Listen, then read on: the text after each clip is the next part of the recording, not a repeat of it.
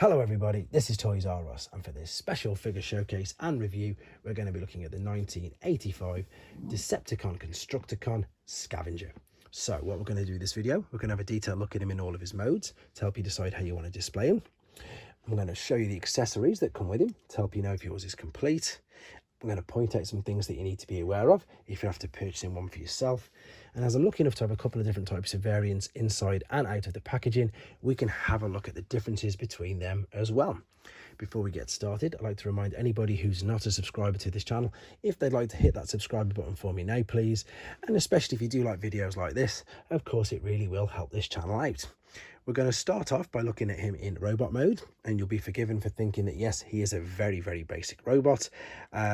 Literally, as I say, you've got the arms. If you want to talk about articulation, the arms do spin around, and you do have movement at what would be the hips, which is the legs kicking out, and I suppose you can even say you've got an ankle tilt, rock or swivel, but this is mainly for transformation purposes. You can already see, and I apologize for the glare coming off the chrome and die-cast part there, so this is something to be aware of. This can corrode quite easy, and this can also get stuck because of that. This part here as well on the hips is metal as well, and of course that can get damaged and the screws get corroded. The robot is very basic. If we come close, you can see we've got a very basic head sculpt, but again, I don't know what it is about these figures. I do really like them. I did say at the top of the video it was released in 1985 under Hasbro, but it was released a few years before in Japan under the Diaclone toy line, so these are very old figures. What I'm going to do now though, I'm going to have a look at one of the variants. So what we've got here on the left hand side are Takara and Gig Variant. So these again are generation 1. Now the Gig ones, Gig was released in Italy, and as you can see they actually literally changed it to Transformer instead of Transformer. They also changed the name. That's probably something like Braccio. I apologize for that, I've probably got that wrong straight away, but you can see again it was licensed by Takara, and what they used was these amazing lovely little boxes, not the cards like this. So once you've obviously ripped them off the card most likely was thrown away, whereas with these, the boxes you could keep. The other good thing about the boxes is on the back they had this beautiful battle scene that we probably never saw, to be honest. This was never really seen, definitely not used on any of the Hasbro boxes, only on the Takara ones. So we've got the infamous red tracks there. It's the, it's the 85 battle scene with the Dinobots on, but they've added Devastator into it. Now the reason why I want to show you this is not only because the packaging's different, but because in Italy they weren't allowed to sell toys with firing weapons. And of course with Scavenger, the missile launcher, which of course is this part, which ends up being the arm. Now to make sure you've got the right one, see there's 2 holes there, and in fact I might as well show you this now. We're going to go to power up mode on this. So this is normal Scavenger, and you can see there's 2 holes on the top there, so the 2 cutouts there will fit on the top like so. This is one of the lesser known modes of him, to be honest, but it is featured in Japanese magazines especially. Then we're going to load the missile in, the larger missile, and what you've obviously got here now is a firing projectile if it goes. Yes, like so. Now in Italy they weren't allowed to sell things like that, so what they literally had, unfortunately for them, they had the exact same, oh, this I don't even think it's been taken out. So you had the same launcher, obviously. There is the launcher, like so, but what they had instead of missiles was they literally had stoppers, rubber stoppers. And if I can do my best to get this out or show you like this, that is what they had instead. So there you go, and that's just going to fit back in there. Everything else, can you see, there's the gun, there's the fist, and there it is in its alternate mode.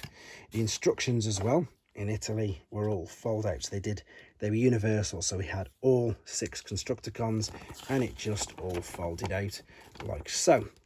Rather than being individual, I suppose it in some ways saved paper, even if it was just a little bit longer. It just meant that they could just print them all out, as I say, universally. Right, that's the Italian version. We'll have a quick look at the Japanese one below it, which is the Takara, and there's no real difference apart from the fact that the language is, of course, in Japanese. For those of you wondering what the numbers are, that was just the reference number. I suppose the order number of the figures being released. So because this was 1985, again, it was very early, so he's got a nice low number. There's also a nice little price sticker on the back, sorry, on the side, and this cost 980 yen. And we've also got the same battle scene on the back. Right, let me move these over here. So let's have a look at the rest of the armoured up mode, shall we say. This was the gun that came with him. There you go. And there was a couple more black guns that came with the constructicons, so this is his particular one. And this then also fixed into the roof there, like so. So yeah, this was like the armoured up or powered up mode, and I suppose it makes it, I think it makes it look really good, to be honest. And it was just a good way of being able to store all of the accessories, apart from the fist, when he was in this particular mode. Now, what we've got another alternate mode there right next to it, and I'm pretty sure you can see, even with the fact that there's a flash or a light on this camera, can you see the color difference there between the two? This one is much brighter. So this is the IGA Mexican version, and again, you can see that the color on it is so much brighter, and I just wanted to show you that as well while we were here. The other, of course, main mode for Scavenger is, of course, Devastator's right arm. And the difference, and what I love about this particular combiner, is the fact that they've all got their own space to be. I do like the Scramble City ones. I think that's a good idea, but this one means that obviously they've got to be built in that particular way. Before we have a look at the other coloured variants behind there, there was obviously some gift sets that you could get these in, and I'm fortunate enough to have a couple as well of these. So what I'm going to do is just make a little bit of space to show you them right now. So we've already seen the Gig individual boxes. So what I've got here is the Gig gift set, and this would be exactly the same as your Hasbro one. So I just need to pan out a little bit so you can see this, and up. There we go. So there's your Gig logo at the bottom. We've got all 6 of them. Obviously the figure's out so you can see it. You can see there it says Transformer again. And of course all the writing is in Italian. Everything else on the back is, as you would expect, the Hasbro box. That's the more standard battle scene that you are used to seeing. So that's the Gig version. Let's move that out of the way. There is another version I've got, which is the Mexican one, and again I showed you the difference in the colors. Now the funny thing is, with the Mexican version, they kept the names all the same, but the rest of the language was, of course, in Spanish. You've also got that logo there which says IGA Plasticos, which was, of course, the company that made them. Now the interesting thing when you spin this around is there's no robot points, and that's because they didn't print the robot points with the Mexican version and variant of it. So, and you can probably just make out that the quality of the box isn't that great, to be honest. Finally, we're going to have a look at the Takara box set version, and this one again is completely different. They set this up totally different. So they set the figures up 3 each side, and all of the accessories are in there. Yep, he's already out because he's in part of this video, and you've got some different artwork there, box art for Devastator.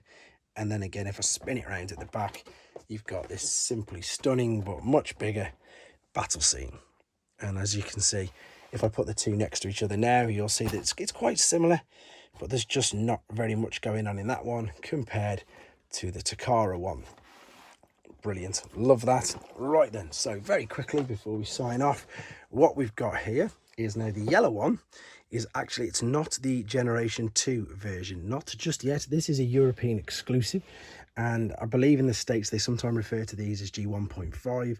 So if we spin around on the back, you can see here we've got the date 1991, and of course Generation 2 was not running in 1991. Generation 1 ran right up into the end of 1992, but in Europe we got these yellow constructicons before Generation 2 and the rest of the world. The ironic thing as well with these, as you can see, there is no combiner parts with it at all.